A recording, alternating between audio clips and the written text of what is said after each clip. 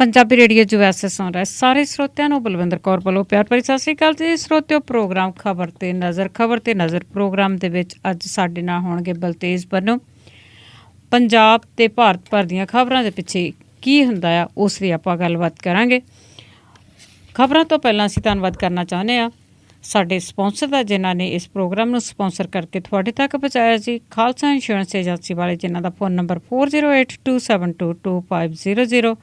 ਗੁਰਦੀਪ ਸਿੰਘ ਬਿਰਦੀ ਕਲੋਬਸ ਤੋਂ, ਪ੍ਰੀਤਮ ਸਿੰਘ ਤੇ ਤਲਵਿੰਦਰ ਸਿੰਘ ਗਿੱਲ ਬੇਕਰਸਫੀਲਡ ਤੋਂ, ਸਤਨਾਮ ਸਿੰਘ ਸ਼ੇਰਗਿੱਲ ਤੇ ਪਰਿਵਾਰ ਕਲੋਬਸ ਤੋਂ, ਜਾਫੀ ਸਿੰਘ ਜੀ ਬੇਕਰਸਫੀਲਡ ਤੋਂ, ਸੁੱਖਾ ਸਿੰਘ ਬਾਈਸੀਲੀਆ ਤੋਂ, Punjabi American senior citizen centre Bakersfield ਤੋਂ ਬਹੁਤ ਬਹੁਤ ਇਹਨਾਂ ਦੇ ਧੰਨਵਾਦੀ। ਇਹਨਾਂ ਨੇ ਪ੍ਰੋਗਰਾਮ ਨੂੰ ਸਪਾਂਸਰ ਕਰਕੇ ਤੁਹਾਡੇ ਤੱਕ ਪਹੁੰਚਾਇਆ ਜੀ।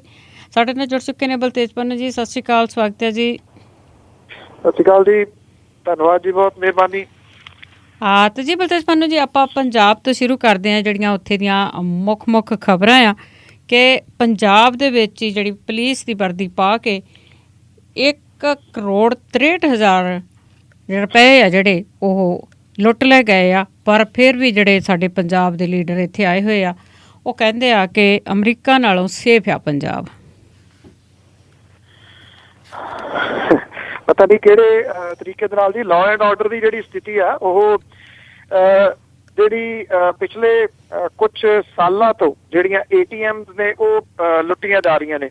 ਉਹਦਾ ਕੋਈ ਗੈਂਗ ਅਜੇ ਤੱਕ ਫੜਿਆ ਨਹੀਂ ਗਿਆ ਜੀ ਕਿ ਕੌਣ ਨੇ ਇਹਨਾਂ ਨੂੰ ਲੁੱਟ ਰਹੇ। ਉਹ ਚਾਹੇ ਫਰੀਦਕੋਟ ਦੇ ਵਿੱਚ ਮਨੋਜ ਜਿਹੜਾ ਅਗਵਾ ਹੋ ਗਿਆ ਸੀਗਾ ਜੀ, ਉਹ ਵੀ ਇਸੇ ਦੇ ਸੰਬੰਧ ਦੇ ਵਿੱਚ ਹੀ ਅਗਵਾ ਹੋਇਆ ਸੀਗਾ ਜੀ, ਕਿਉਂਕਿ ਉਹਦੇ ਕੋਲੇ ਪਾਸਵਰਡ ਸਨ ਬਹੁਤ ਸਾਰੀਆਂ ATMs ਦੇ। ਅੱਜ ਤੱਕ ਉਹਦਾ ਪਤਾ ਨਹੀਂ ਲੱਗਿਆ ਉਹ ਕਿੱਥੇ ਗਿਆ। ਔਰ ਹੁਣ ਤੁਸੀਂ ਦੇਖੋ ਜਿਹੜੇ ਇਹੋ ਜਿਹੇ ਜਿਹੜੇ ਅਨਸਰ ਨੇ, ਜਿਹੜੇ ਗੈਰ ਕਾਨੂੰਨੀ ਕੰਮ ਕਰਦੇ ਨੇ, ਉਹਨਾਂ ਦੇ ਹੌਸਲੇ ਕਿੰਨੇ ਵਧੇ ਨੇ। ਦਿਨ ਦਿਹਾੜੇ ਤਿੱਖਰ ਦੁਪਹਿਰੇ ਜਿਹੜੀ ਇੱਕ ਬਿਜ਼ੀ ਰੋਡ ਜਿਹੜੀਆਂ ਸਭ ਤੋਂ ਨੇ, ਉਹਨਾਂ ਦੇ ਵਿੱਚੋਂ ਇੱਕ ਮੋਗਾ ਲੁਧਿਆਣਾ ਸੜਕ ਹੈ ਜੀ।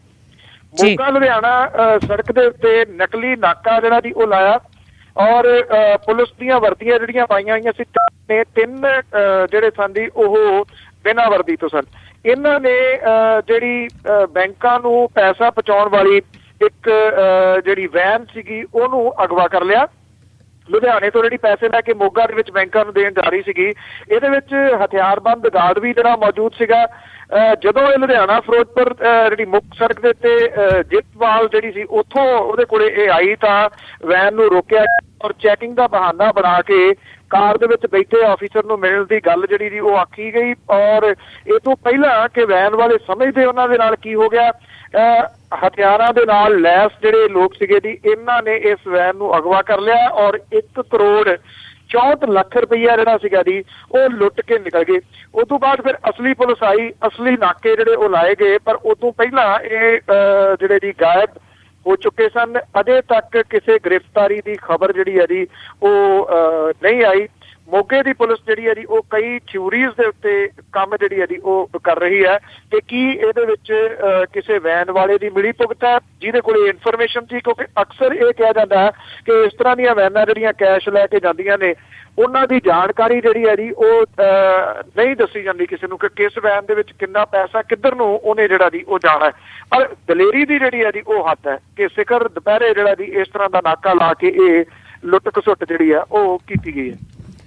ਹਾਂ ਬਿਲਕੁਲ ਜੀ, ਰਲੇ ਮਿਲੇ ਬਿਨਾਂ ਤਾਂ ਨਹੀਂ ਹੋ ਸਕਦਾ। ਨਾਲੇ ਪਹਿਲੀ ਘਟਨਾ ਨਹੀਂ ਹੈਗੀ ਜਿਹੜੀ ਇਹੋ ਜਿਹੀ ਵਾਪਰੀ ਆ। ਅਤੇ ਅੱਗੇ ਆਪਾਂ ਚੱਲਦੇ ਹਾਂ ਜੀ। ਪੰਜਾਬ ਦੇ ਸਾਬਕਾ ਮੁੱਖ ਸਕੱਤਰ ਨੇ ਗਲਤ ਤਰੀਕੇ ਨਾਲ ਕਪੂਰਥਲਾ ਜ਼ਿਲ੍ਹਾ ਦੇ ਵਿੱਚ ਜ਼ਮੀਨ ਹੜੱਪੀ। ਇਹ ਐਕਚੁਅਲੀ ਪੰਜਾਬ ਦਾ ਇੱਕ ਸਾਬਕਾ ਮੁੱਖ ਸਕੱਤਰ ਹੈ ਜੀ ਔਰ ਗਲਤ ਤਰੀਕੇ ਦੇ ਨਾਲ ਜਿਹੜੀ ਹੈ ਜੀ ਇਹਨੇ ਜ਼ਮੀਨ ਜਿਹੜੀ ਆ ਉਹ ਹੜੱਪੀ ਹੈ। ਕੇਵਲ ਕਿਸ਼ਨ ਹੈ ਜੀ ਇੱਕ, ਜਿਹਨੇ ਸਾਰੀ ਇਹ ਡਿਟੇਲ ਦੱਸੀ ਆ। ਉਹ ਕਹਿੰਦਾ ਕਿ 500 ਮਰਲੇ ਜ਼ਮੀਨ ਸੀਗੀ, ਉਹਨੇ ਆਪਣੇ ਪਿਓ ਜਿਹੜੀ ਉਹ ਕਰਵਾ ਲਈ। 1991 ਦੇ ਵਿੱਚ ਇਹ ਉਹਨੇ 4200 ਰੁਪਈਏ ਦੇ ਵਿੱਚ ਹਾਸਲ ਕੀਤੀ। ਇਸ ਵੇਲੇ ਇਹਦੀ ਕੀਮਤ 500 ਕਰੋੜ ਰੁਪਈਆ ਜੀ। ਔਰ ਇਹ ਜਿਹੜਾ ਜੀ ਕੇਵਲ ਕਿਸ਼ਨ ਨਾਲ ਦਾਅਵਾ ਕਰਦਾ ਹੈ ਕਿ ਨੋਟੀਫਿਕੇਸ਼ਨ ਜਿਹੜਾ ਸੀਗਾ ਇੱਕ ਉਹਨੂੰ ਆਧਾਰ ਬਣਾ ਕੇ ਇਸ ਸਾਬਕਾ IAS ਅਧਿਕਾਰੀ ਨੇ ਜਿਹੜੀ ਸੀ ਇਹ ਜ਼ਮੀਨ ਹਾਸਲ ਕੀਤੀ। ਨੋਟੀਫਿਕੇਸ਼ਨ ਨੂੰ 25 ਅਪ੍ਰੈਲ 2000 ਨੂੰ ਉਦੋਂ ਦੇ ਕਮਿਸ਼ਨਰ ਸ਼ਿਆਮਾ ਮਾਨ ਨੇ ਰੱਦ ਕਰ ਦਿੱਤਾ ਸੀਗਾ। ਉਹਨੇ ਇਹ ਵੀ ਦਾਅਵਾ ਕੀਤਾ ਕਿ ਪੰਜਾਬ ਹਰਿਆਣਾ ਹਾਈ ਕੋਰਟ ਨੇ ਇਸ ਜ਼ਮੀਨ ਨੂੰ ਹਾਸਲ ਕਰਨ ਤੋਂ ਬਾਅਦ ਇਹਦੀ ਅਗਲੀ ਵਰਤੋਂ ਦੇ ਉੱਤੇ ਜਿਹੜੀ ਸੀ ਉਹ ਰੋਕ ਲਾ ਦਿੱਤੀ। ਕੇਵਲ ਕ੍ਰਿਸ਼ਨ ਜਿਹੜਾ ਜੀ ਜਿਹਨੇ ਸਾਹਮਣੇ ਲਿਆਂਦਾ ਸਾਰਾ ਕੁਝ, ਉਹ ਇਹ ਕਹਿੰਦਾ ਕਿ 27 ਸਤੰਬਰ 2010 ਨੂੰ ਇਹ ਜ਼ਮੀਨ 67 ਲੱਖ 31,000 ਰੁਪਏ ਦੇ ਵਿੱਚ ਵੇਚਣ ਦਾ ਸੌਦਾ ਹੋਇਆ ਸੀਗਾ। ਸੌਦਾ ਕਰਨ ਵਾਲੇ ਬੰਦੇ ਨੂੰ ਜਦੋਂ ਕਾਨੂੰਨ ਦੀਆਂ ਪੇਚੀਦਗੀਆਂ ਦਾ ਜਿਹੜਾ ਪਤਾ ਲੱਗਿਆ ਤੇ ਉਹ ਜਿਹੜਾ ਸੀਗਾ ਉਹ ਸੌਦਾ ਕਰ ਗਿਆ ਔਰ ਉਹਨੇ ਇਹ ਜਿਹੜਾ ਸੀਗਾ ਨਹੀਂ ਖਰੀਦਿਆ। ਔਰ ਉਸ ਤੋਂ ਬਾਅਦ ਉਹਦਾ ਇਹ ਕਹਿਣਾ ਹੈ ਕਿ ਇਹ ਸਾਬਕਾ ਅਧਿਕਾਰੀ ਤੇ ਪਰਿਵਾਰ ਜਿਹੜਾ ਸੀਗਾ ਸੁਪਰੀਮ ਕੋਰਟ ਦੇ ਵਿੱਚੋਂ ਵੀ ਹਾਰ ਗਿਆ। ਉਹਦਾ ਇਹ ਕਹਿਣਾ ਹੈ ਕਿ ਅਜੇ ਵੀ ਆਪਣਾ ਅਸਰ ਰਸੂਖ ਜਿਹੜਾ ਜੀ ਇਹ ਬੰਦਾ ਰੱਖਦਾ, ਜਿਹਦੀ ਵਜ੍ਹਾ ਕਰਕੇ ਉਹਨੂੰ ਜਿਹੜਾ ਜੀ ਹੱਥ ਨਹੀਂ ਪਾਇਆ ਗਿਆ, ਉਹਦੇ ਉੱਤੇ FIR ਜਿਹੜੀ ਹੈ ਜੀ ਉਹ ਦਰਜ ਨਹੀਂ ਹੋਈ। ਜਿਵੇਂ ਕੇਵਲ ਕ੍ਰਿਸ਼ਨ ਨੇ ਦਾਅਵਾ ਕੀਤਾ ਕਿ 500 ਕਰੋੜ ਰੁਪਈਆ ਇਸ ਵੇਲੇ ਇਸ ਜ਼ਮੀਨ ਦੀ ਕੀਮਤ ਹੈ ਤੇ ਕਿਉਂਕਿ ਜਿਹਦਾ ਕਬਜ਼ਾ ਹੈ ਜੀ ਉਹ ਸਾਬਕਾ ਮੁੱਖ ਸਕੱਤਰ ਹੈ, ਇਸ ਕਰਕੇ ਉਹਨੂੰ ਹੱਥ ਕਿਹਨੇ ਪਾਉਣਾ ਜੀ। ਹਾਂਜੀ ਬਿਲਕੁਲ, ਇਹ ਤਾਂ ਗੱਲਾਂ ਪਹਿਲਾਂ ਆ। ਤੇ ਅੱਗੇ ਆਪਾਂ ਗੱਲ ਕਰੀਏ ਰਾਜਸੀ ਪਾਰਟੀਆਂ ਦੀ, ਜਿਸ ਤਰ੍ਹਾਂ ਆਪਣਾ ਇਹਨਾਂ ਦਾ ਕਾਟੋ ਕਲੇਸ਼ ਆ, ਸਪੈਸ਼ਲੀ ਪੰਜਾਬ ਦੇ ਵਿੱਚ ਸਾਰੀਆਂ ਪਾਰਟੀਆਂ ਦਾ ਕਾਟੋ ਕਲੇਸ਼ ਬਹੁਤ ਜ਼ਿਆਦਾ ਆ। ਤੇ ਇਸ ਦੇ ਨਾਲ ਆਪ ਦੇ ਲੀਡਰਾਂ ਦੀ ਜਿਹੜੀ ਖਿੱਚੋਤਾਣ ਆ, ਉਸ ਦੇ ਵਿੱਚ ਡਾਕਟਰ ਦਲਜੀਤ ਸਿੰਘ ਹੋਣੀ ਆਪਣੇ ਸਟੈਂਡ ਤੇ ਅੜੇ ਹੋਏ ਆ। ਬਿਲਕੁਲ ਜੀ, ਇਹ ਐਕਚੁਅਲੀ ਇਹਨਾਂ ਦਾ ਜਿਹੜਾ ਜੀ ਕੰਮ ਉਹ ਕੁਝ ਵੱਧ ਹੀ ਤੁਰਿਆ ਹੈ ਜੀ। ਡਿਸਟ੍ਰਿਕਟ ਲੈਵਲ ਦੇ ਉੱਤੇ ਸੁੱਚਾ ਸਿੰਘ ਛੋਟੇਪੁਰ ਹੋਰਾਂ ਦਾ ਵਿਰੋਧ ਆਮ ਆਦਮੀ ਪਾਰਟੀ ਦੇ ਜਿਹੜੇ ਵਰਕਰ ਨੇ ਉਹ ਨਿਰੰਤਰ ਕਰ ਰਹੇ ਨੇ ਜੀ। ਔਰ ਸੁੱਚਾ ਸਿੰਘ ਛੋਟੇਪੁਰ ਹੋਰਾਂ ਨੂੰ ਕਿਤੇ ਵੀ ਉਹ ਬੋਲਣ ਨਹੀਂ ਦੇ ਰਹੇ ਔਰ ਉਹਨਾਂ ਦੀ ਲਗਾਤਾਰ ਮੰਗ ਇਹੀ ਹੈ ਜੀ ਕਿ ਉਹਨੂੰ ਪਾਸੇ ਕੀਤਾ ਜਾਵੇ। ਡਾਕਟਰ ਦਲਜੀਤ ਸਿੰਘ ਜਿਹੜੇ ਕਿ ਪੰਜਾਬ ਇਕਾਈ ਦੀ ਅਨੁਸ਼ਾਸਨੀ ਕਮੇਟੀ ਦੇ ਚੇਅਰਮੈਨ ਨੇ, ਉਹਨਾਂ ਨੇ ਪਿਛਲੇ ਦਿਨਾਂ ਦੇ ਵਿੱਚ ਇੱਕ ਪ੍ਰੈਸ ਕਾਨਫਰੰਸ ਦੇ ਵਿੱਚ ਇਹ ਗੱਲ ਆਖੀ ਸੀਗੀ ਕਿ ਸੁੱਚਾ ਸਿੰਘ ਛੋਟੇਪੁਰ ਹੋਰਾਂ ਨੂੰ ਤਾਂ ਅਸੀਂ ਪਹਿਲਾਂ ਹੀ ਪਾਸੇ ਕਰਤਾ ਸੀਗਾ। ਉਹ ਕਹਿੰਦੇ ਅਨੁਸ਼ਾਸਨੀ ਕਮੇਟੀ ਦਾ ਮੈਂ ਚੇਅਰਮੈਨ ਹੈ ਤੇ ਮੇਰੇ ਕੋਲੇ ਇਹ ਅਧਿਕਾਰ ਹੈ ਨੇ ਕਿ ਬਹੁਤ ਸੰਮਤੀ ਦੇ ਨਾਲ ਮੈਂ ਉਹਨਾਂ ਨੂੰ ਪਾਸੇ ਜਿਹੜਾ ਜੀ ਉਹ ਕਰ ਸਕਦਾ। ਹੁਣ ਇਹਨਾਂ ਨੂੰ ਜਿਹੜਾ ਜੀ ਇੱਕ ਨੋਟਿਸ ਜਿਹੜਾ ਜਾਰੀ ਕੀਤਾ ਗਿਆ, ਇਹ ਜਿਹੜਾ ਨੋਟਿਸ ਹੈ ਇਹ ਜਾਰੀ ਇਸ ਕਰਕੇ ਕੀਤਾ ਗਿਆ ਕਿ ਉਹਨਾਂ ਨੇ ਪ੍ਰੈਸ ਦੇ ਵਿੱਚ ਓਪਨਲੀ ਜਿਹੜੀ ਸੀ ਇਹ ਗੱਲ ਕਿਉਂ ਜਿਹੜੀ ਸਾਹਮਣੇ ਲੈ ਕੇ ਆਂਦੀ ਤੇ ਉਹਨਾਂ ਨੇ ਅਨੁਸ਼ਾਸਨ ਭੰਗ ਕੀਤਾ। ਜਦੋਂ ਕਿ ਡਾਕਟਰ ਦਲਜੀਤ ਸਿੰਘ ਹੋਰੀ ਜਿਹੜੇ ਨੇ ਜੀ ਉਹ ਕਹਿੰਦੇ ਨੇ ਕਿ ਮੈਂ ਕੋਈ ਅਨੁਸ਼ਾਸਨ ਭੰਗ ਨਹੀਂ ਕੀਤਾ। ਉਹ ਕਹਿੰਦੇ ਕਿ ਮੈਂ ਆਪਣੇ ਸਟੈਂਡ ਦੇ ਉੱਤੇ ਅੱਜ ਵੀ ਦ੍ਰਿੜ ਹਾਂ। ਜੋ ਕਹਿੰਦੇ ਨੇ ਕਿ ਸੁੱਚਾ ਸਿੰਘ ਛੋਟੇਪੁਰ ਹੋਰਾਂ ਨੂੰ ਪਾਰਟੀ ਤੋਂ ਪਾਸੇ ਕਰ ਦਿੱਤਾ ਗਿਆ ਸੀਗਾ, ਉਹਨਾਂ ਤੋਂ ਰਿਨਿਊ ਜਿਹੜੀ ਹੈ ਜੀ ਉਹਨਾਂ ਦੀ ਕਨਵੀਨਰੀ ਉਹ ਸੰਜੇ ਸਿੰਘ ਹੋਰੀ ਜਿਹੜਾ ਜੀ ਉਹ ਕਿਉਂ ਕਰਦੇ ਫਿਰਦੇ ਨੇ।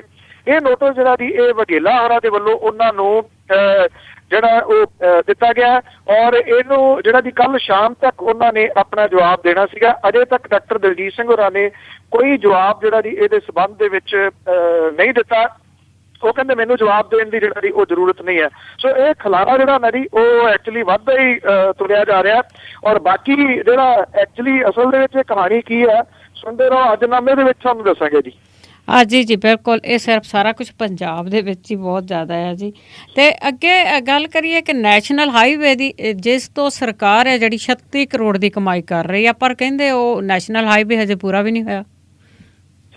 ਐਕਚੁਅਲੀ ਇਹ ਤੁਸੀਂ ਇਹ ਕਹਿ ਲਓ ਕਿ ਕੱਚੀ ਲੱਸੀ ਵਾਂਗੂ ਐਸਾ ਵਧਿਆ ਹੋਇਆ ਕਿ ਦਹਾਕੇ ਤੋਂ ਉੱਪਰ ਜਿਹੜਾ ਜੀ ਹੋ ਗਿਆ ਇਹਨੂੰ ਜਿਹੜਾ ਜੀ ਇਹਦਾ ਪ੍ਰੋਜੈਕਟ ਜਿਹੜਾ ਜੀ ਉਹ ਚੱਲਦੇ ਆ। ਕਿਸੇ ਟਾਈਮ ਸ਼ੇਰਸ਼ਾਹ ਸੂਰੀ ਮਾਰਗ ਹੁੰਦਾ ਸੀਗਾ, ਲੰਮਾ ਸਮਾਂ ਇਹ GT ਰੋਡ ਦੇ ਨਾਮ ਨਾਲ ਪ੍ਰਸਿੱਧ ਰਿਹਾ, ਗ੍ਰੈਂਡ ਟਰੰਕ ਰੋਡ, ਤੇ ਅੱਜ ਕੱਲ ਇਹ ਨੈਸ਼ਨਲ ਹਾਈਵੇ ਨੰਬਰ 1 ਦੇ ਨਾਲ ਜਿਹੜਾ ਜਾਣਿਆ ਜਾਂਦਾ। ਇਹ ਅਸਲ ਦੇ ਵਿੱਚ ਲੁੱਟ ਦਾ ਕਾਰੋਬਾਰ ਜਿਹੜਾ ਨਾ ਜੀ ਉਹ ਬਣਿਆ ਹੋਇਆ। ਜਿਹੜਾ ਇਹਨੂੰ ਬਣਾਉਣ ਵਾਲੇ ਨੇ national highway authority of India, ਜਿਹੜੀ ਸੋਮਾ ਇੱਕ ਕੰਪਨੀ ਹੈ ਜਿਹਨੂੰ ਅੱਗੇ ਦਿੱਤਾ ਹੋਇਆ, ਉਹਨਾਂ ਨੇ ਮਾਰਚ ਜਿਹੜਾ ਲੰਘ ਕੇ ਗਿਆ ਜੀ ਇਹਦੇ ਵਿੱਚ ਇਹਨਾਂ ਨੇ ਇਹਨੂੰ ਮੁਕੰਮਲ ਕਰਕੇ ਦੇਣਾ ਸੀਗਾ। ਹੁਣ ਇਹ ਫੇਰ ਅਦਾਲਤ ਦੇ ਵਿੱਚ ਚਲੇ ਗਏ ਔਰ ਉੱਥੋਂ 6 ਮਹੀਨੇ ਦਾ ਸਮਾਂ ਜਿਹੜਾ ਜੀ ਹੋਰ ਮੰਗ ਲਿਆ।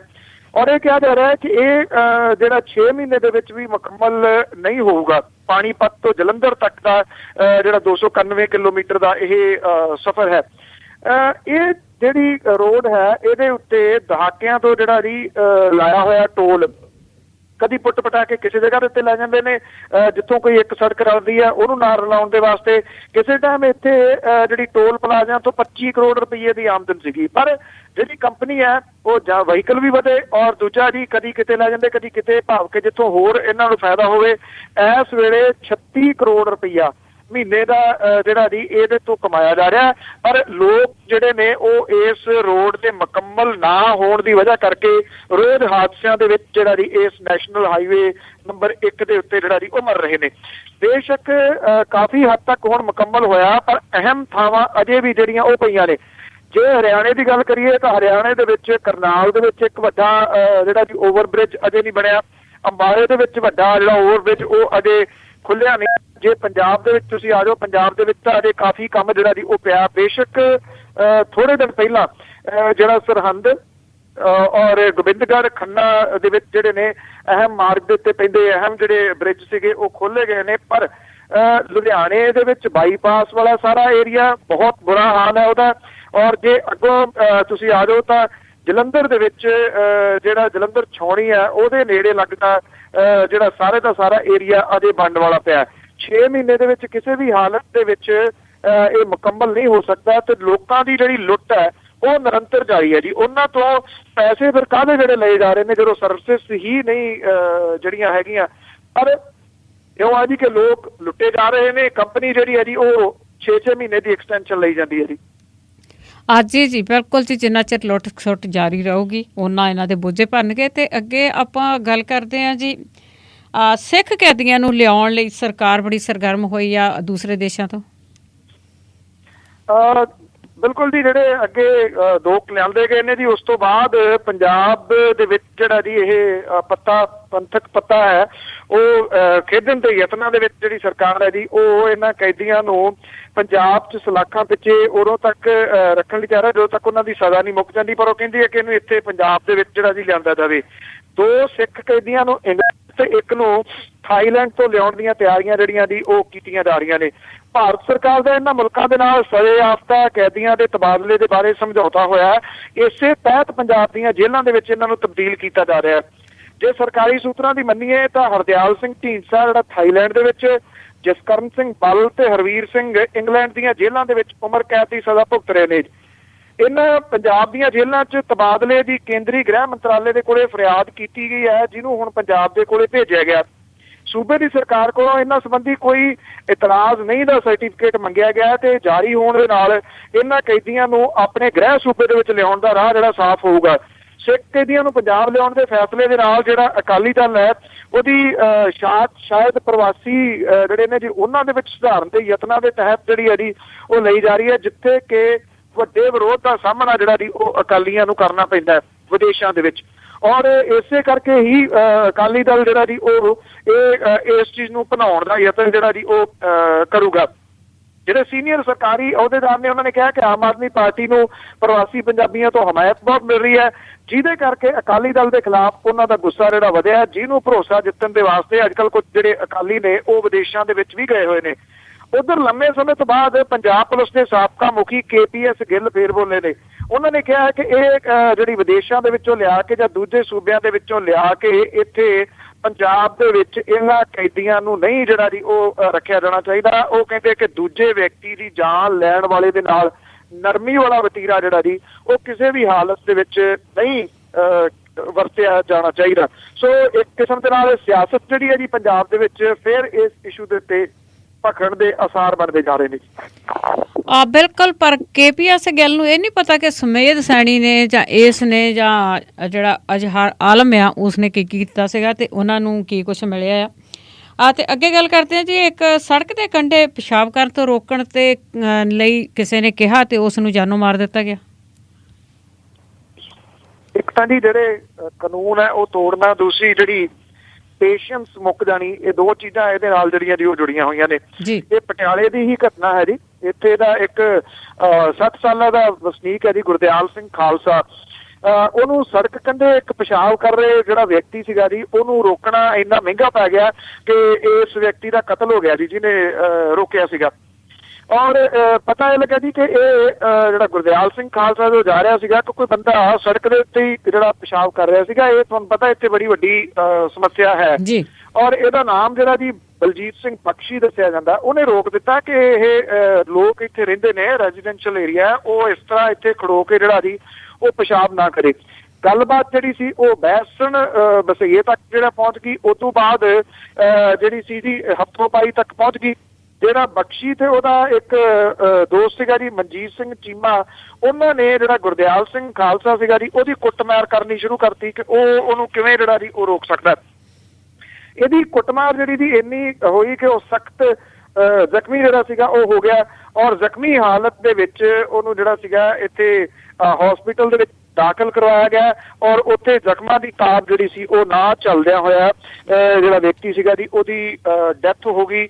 ਔਰ ਪੁਲਿਸ ਨੇ ਜਿਹੜਾ ਜੀ ਉਹ ਪਰਚਾ ਜ਼ਰੂਰ ਦਰਜ ਕੀਤਾ, ਪਰ ਇੱਕ ਛੋਟੀ ਜੀ ਗੱਲ ਦੇ ਉੱਤੇ ਗਲਤੀ ਵੀ ਉਸ ਬੰਦੇ ਦੀ ਹੈ ਜੀ ਜਿਹੜਾ ਕਿ ਸੜਕ ਦੇ ਉੱਤੇ ਪਿਸ਼ਾਬ ਕਰ ਰਿਹਾ, ਔਰ ਜਿਹਨੇ ਰੋਕਿਆ ਉਹਨੂੰ ਕੁੱਟ-ਕੁੱਟ ਕੇ ਜਿਹੜਾ ਜੀ ਉਹ ਮਾਰ ਦਿੱਤਾ ਗਿਆ। ਅਜੇ ਤੱਕ ਕੋਈ ਗ੍ਰਿਫਤਾਰੀ ਪੁਲਿਸ ਨੇ ਨਹੀਂ ਕੀਤੀ ਜੀ।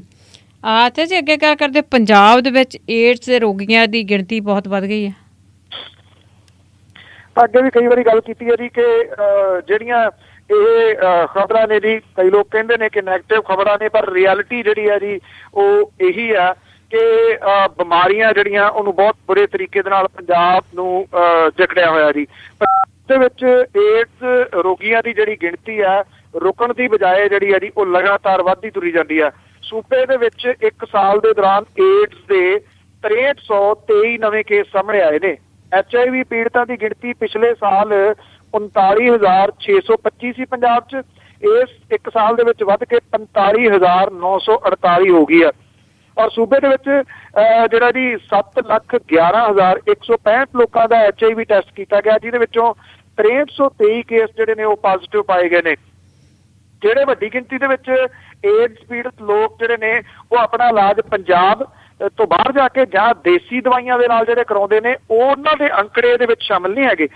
ਜੇ ਤੁਸੀਂ ਉਹ ਵੀ ਇਹਦੇ ਵਿੱਚ ਸ਼ਾਮਿਲ ਕਰ ਲਓ ਤਾਂ ਇਹ ਗਿਣਤੀ ਕਿੱਥੋਂ ਤੱਕ ਜਾ ਸਕਦੀ ਆ, ਤੁਸੀਂ ਅੰਦਾਜ਼ਾ ਲਾ ਸਕਦੇ ਹੋ। ਜਿਹੜੀ Punjab state AIDS control society ਆ, ਉਹਦੇ ਜਿਹੜੇ ਸਟੈਟ ਨੇ ਉਹ ਇਹ ਕਹਿੰਦੇ ਨੇ ਕਿ ਪਿਛਲੇ ਸਾਲ ਫਰਵਰੀ ਤੋਂ ਲੈ ਕੇ ਇਸ ਸਾਲ ਅਪ੍ਰੈਲ ਤੱਕ ਏਡਜ਼ ਰੋਗੀਆਂ ਦੇ ਵਿੱਚ ਸਭ ਤੋਂ ਵੱਧ ਵਾਧਾ ਜਿਹੜਾ ਜੀ ਉਹ ਪਵਿੱਤਰ ਸ਼ਹਿਰ ਅੰਮ੍ਰਿਤਸਰ ਜ਼ਿਲ੍ਹੇ ਦੇ ਵਿੱਚ ਹੋਇਆ। ਇੱਥੇ 1212 ਨਵੇਂ ਪੀੜਤ ਜਿਹੜੇ ਸਾਹਮਣੇ ਆਏ ਨੇ। ਦੂਜੇ ਨੰਬਰ ਦੇ ਉੱਤੇ ਲੁਧਿਆਣਾ ਜ਼ਿਲ੍ਹਾ, ਜਿੱਥੇ 903 ਨਵੇਂ ਕੇਸ ਸਾਹਮਣੇ ਆਏ ਨੇ। 806 ਕੇਸਾਂ ਦੇ ਨਾਲ ਪਟਿਆਲਾ ਤੀਜੇ ਨੰਬਰ ਤੇ ਹੈ ਤੇ 639 ਕੇਸਾਂ ਦੇ ਨਾਲ ਜਲੰਧਰ ਜਿਹੜਾ ਜੀ ਉਹ ਚੌਥੇ ਸਥਾਨ ਦੇ ਉੱਤੇ ਬੈਠਾ ਜੀ। ਜਿਹੜੇ ਬਾਕੀ ਸ਼ਹਿਰ ਨੇ ਉਹਨਾਂ ਦੇ ਵਿੱਚ ਵੀ ਇਹ ਗਿਣਤੀ ਜਿਹੜੀ ਆ ਜੀ ਉਹ ਘੱਟ ਨਹੀਂ ਹੈ। ਅੰਮ੍ਰਿਤਸਰ ਦੇ ਵਿੱਚ 12,372 ਕੇਸ ਟੋਟਲ ਨੇ ਜੀ, ਔਰ 955 ਕੇਸ ਜਿਹੜੇ ਉਹ ਪਟਿਆਲੇ ਦੇ ਵਿੱਚ ਨੇ ਜੀ। ਕੋਈ ਸ਼ਹਿਰ ਜਿਹੜਾ ਜੀ ਉਹ ਬਚਿਆ ਹੋਇਆ ਇਸ HIV ਤੋਂ ਜਿਹੜਾ ਜੀ ਉਹ ਨਹੀਂ ਹੈਗਾ। ਦਿਹਾਤੀ ਖੇਤਰਾਂ ਦੇ ਵਿੱਚ ਵੀ ਇਹ ਜਿਹੜਾ ਜੀ ਪੈਰ ਪਸਾਰ ਰਿਹਾ। ਪਿਛਲੇ ਸਾਲ 1 ਸਾਲ ਦੇ ਵਿੱਚ ਬਠਿੰਡੇ ਦੇ ਵਿੱਚ 360 ਨਵੇਂ ਰੋਗੀ ਜਿਹੜੇ ਉਹ ਸਾਹਮਣੇ ਆਏ ਨੇ।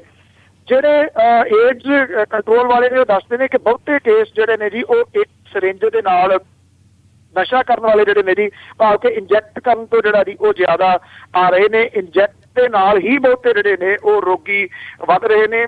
ਹਾਲਾਤ ਇਹ ਕਿ ਜੇਲ੍ਹਾਂ ਦੇ ਵਿੱਚ ਚਾਹੇ ਬਾਹਰ ਜਿਹੜਾ ਜੀ ਇੱਕ ਜਗ੍ਹਾ ਦੇ ਉੱਤੇ ਘੋਲ ਕੇ ਨਸ਼ਾ ਤੇ ਇੱਕੋ ਸਿਰਿੰਜ ਦੇ ਨਾਲ ਜਿਹੜਾ ਜੀ ਅੱਗੇ ਤੋਂ ਅੱਗੇ ਲਾਈ ਜਾਂਦੇ ਨੇ। ਤੇ ਸਾਡੇ ਜਿਹੜੇ ਮੰਤਰੀ ਨੇ, ਮੁੱਖ ਮੰਤਰੀ ਨੇ, ਉਹ ਦਾਅਵਾ ਕਰਦੇ ਨੇ ਕਿ ਪੰਜਾਬ ਦੇ ਵਿੱਚ ਨਸ਼ਾ ਮੁਕੰਮਲ ਕੰਟਰੋਲ ਹੋ ਗਿਆ। ਇੱਕ ਤਾਂ ਮੰਤਰੀ ਪਿੱਛੇ ਜੇ ਇਹ ਵੀ ਦਾਅਵਾ ਕਰੀ ਜਾਂਦੇ ਸੀ ਕਿ ਲੋਕ ਵਿਆਹਾਂ ਦੇ ਵਿੱਚ ਸ਼ਰਾਬ ਪੀਣੋਂ ਤਕਰੀਬਨ ਬੰਦ ਹੀ ਕਰ ਗਏ ਜੀ। ਜੀ ਤਾਂ ਹੀ ਤੇ ਜਿਹੜੀ ਠੇਕਿਆਂ ਦੀ ਗਿਣਤੀ ਆ ਉਹ ਘਟ ਗਈ ਆ ਉੱਥੇ, ਤੇ ਸ਼ਰਾਬ ਵਿਕਦੀ ਨੇ ਇਹਨਾਂ ਦੀ। ਤੇ ਜੀ ਬਠਿੰਡੇ ਦੇ ਵਿੱਚ ਜਿਹੜਾ ਫਾਰਮੂਲਾ ਆ ਉਹ ਵੱਖਰਾ ਹੀ ਆ, ਕਿਉਂਕਿ ਉਹ ਬਠਿੰਡਾ ਆ।